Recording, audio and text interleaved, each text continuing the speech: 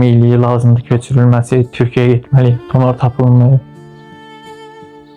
Mən Əli İbrahimov Realoğlu kəskin leykozdan əziyyət çəkirəm.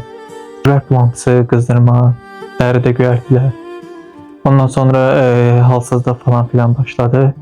Getdik Milli Hematologiyaya, orada qan analizi verdik və həkimlər sümüklüyü götürdülər. Dedilər ki, kəskin leykozdur, yəni 60% qanında var. Ondan sonra mən orada müalicə almağa başladım. 2 il müalicə getdi. 2 ildən sonra müalicəni yarımçıq dayandırdıq. Göndərmişdi Türkiyəyə.